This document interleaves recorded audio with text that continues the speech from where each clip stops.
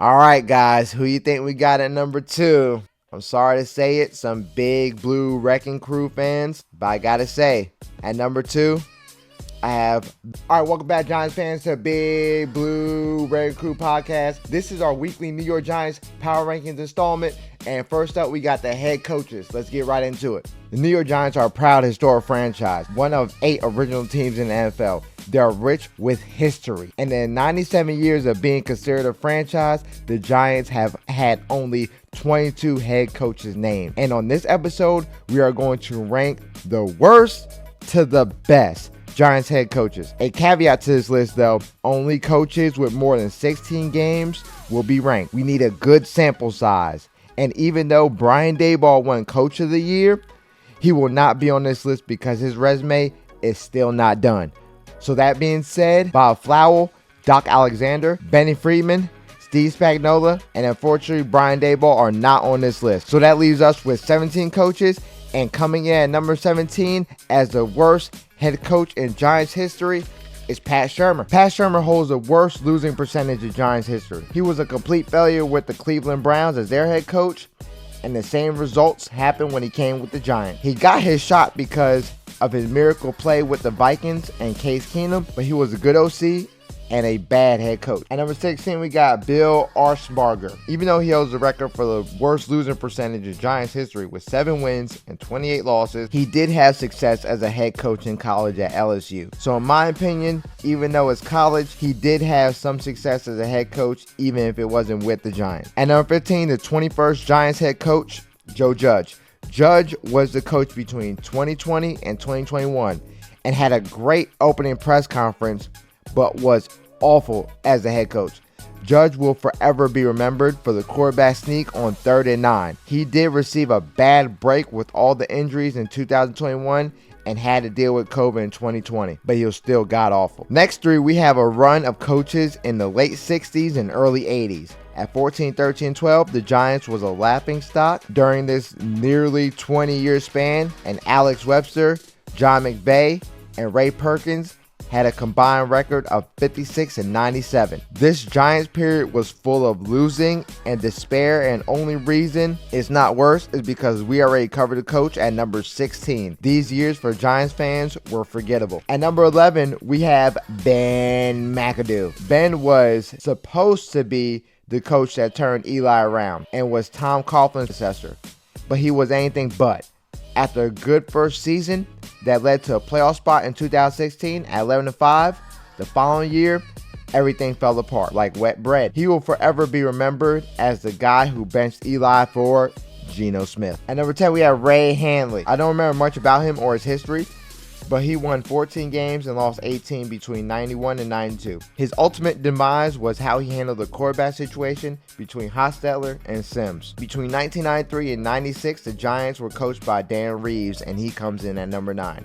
Even though Reeves was a very successful head coach, he just wasn't that with the Giants. After back-to-back losing seasons in the 95 and 96, he was eventually let go.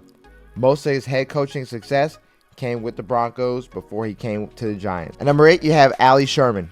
Ali Sherman led the Giants to 3 consecutive titles from 61 to 63 and won Coach of the Year in 61 and 62. He led the Giants to the championship in 63 again, but lost to the Bears 14-10. And that was the last time the Giants would see a title game until 86. He would finish his coaching career with a respectable 57 and 51 with the Giants. At number 7 and 6, we have Leroy Andrews and Earl Pottinger, respectively. I don't know much about these guys, but Earl brought a championship in 1927, but their winning percentage was an outstanding .817 and .635 respectively. They coached between 1927 and 1930. Don't know much about them. All right, Giants fans, we're at top 5. Let's go. At 5, we have Jim Fossil. In 97, Jim Fossil was named Coach of the Year his first year. He revived drunk Kerry Collins' career, but was most famous for betting his job that the Giants would make the playoffs. The Giants didn't only make the playoffs, but we made the Super Bowl that year, beating the Vikings and Eagles convincingly just to turn around and get our ass smoked in the Super Bowl against the 2000 Ravens. Fossil's worst loss will always be the big come-from-behind win in 2002 playoffs NFC wildcard weekend against the San Francisco 49ers. And number 4, you have Jim Lee Howell. Howell was the coach between 1954 and 1960. With an impressive 53-27 record, he will win a championship game against the Bears in 56, then lose back-to-back championship games against the Baltimore Colts in 58 and 59. The Giants and the Colts will forever change history in 58. The game was labeled the greatest game to ever be played. Coach Howell was 1956 Coach of the Year. And number 3, between 1930 and 1953, you have Hall of Fame head coach Steve Owen. During that time period, he had a coaching record of 153 wins and 100 losses, and won 2 championships and lost 6. Coaching a team for 23 years is difficult to do in any era. All right, guys, who you think we got at number 2? I'm sorry to say it, some big blue wrecking crew fans, but I gotta say, at number 2, I have the Tuna, Bill Parcells. In 1983, Bill Parcells took over the head coach's job for the New York Giants, and things looked to be exactly the same how they left off in the 70s. He went 3-12 his first year, but in 1984, he finally turned it around, going 9-7, losing in the playoffs. Following year in 85, losing to the playoffs in the Bears, and then finally hosting the Lombardi in 86, where he went on to beat the Denver Broncos with a record of 14-2, and eventually winning his second Super Bowl in 1990, where he went on to beat the Buffalo Bills with a record of 13-3 with a backup quarterback in Dave Hostetler. The Tuna will always be remembered for his hard coaching style, especially against the greatest players like Phil Simms, Lawrence Taylor, and Harry Carson.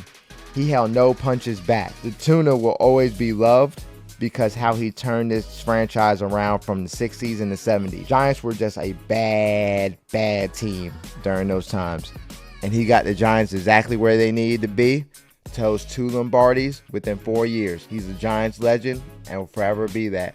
But in my opinion, he's number 2 because the talent he had. That only leaves one spot, and one spot only, for a number 1 coach in Giants history. In my opinion, that's Tom Coughlin. In 2004, Tom Coughlin took over the head coaching job for the New York Giants. Tom Coughlin came from Jacksonville Jaguars as a no-nonsense, hard-nosed, tough football coach. Is kind of what we needed at that time after Jim Fossil. But that act started to wear thin. Tom Coughlin did have early success, going to the playoffs his first 3 years. But the hard-nosed act started to wear thin on his players, especially guys like Michael Strahan.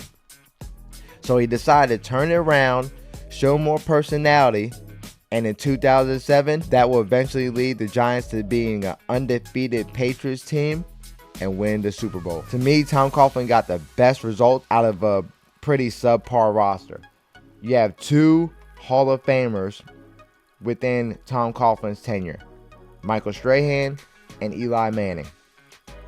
And Michael Strahan, he happened to get 1 Super Bowl with him, but 2 with Eli Manning, as he beat Tom Brady, the greatest quarterback ever, again in 2011. Tom Coughlin just knew how to get the most out of his players when it mattered most. And that 07 and 2011 playoff run is something you couldn't write in a Disney script. I remember 2007 like it was yesterday. Nobody gave us a chance against the undefeated Patriots. But Tom Coughlin got that group ready and prepared after starting the season 0-2 and going on a huge run to close out the season. Same thing happened in 2011. We started 0-2, went on a huge run late in the season, made a playoff push when it mattered most. Tom Coughlin brought back what New York Giants football was supposed to be. And for being the greatest quarterback 2 times and beating the greatest coach 2 times when it mattered most, he gets the number 1 spot. All right, Giants fans, this was Big Blue Red Crew Podcast. Make sure you hit the like button. Make sure you hit the subscribe button. Make sure you comment down below. What order do you have these coaches in? Am I wrong for putting Tom Coughlin at 1? Would you have put the Tuna at 1? Or would you have put Steve Owen at 1? Make sure you comment on video. Make sure you share. Make sure you hit the subscribe button like I said. And make sure you hit the notification bell for every week's installments of Giants Power Ranking. This is Big Blue Red Crew Podcast, and I'm out. Peace.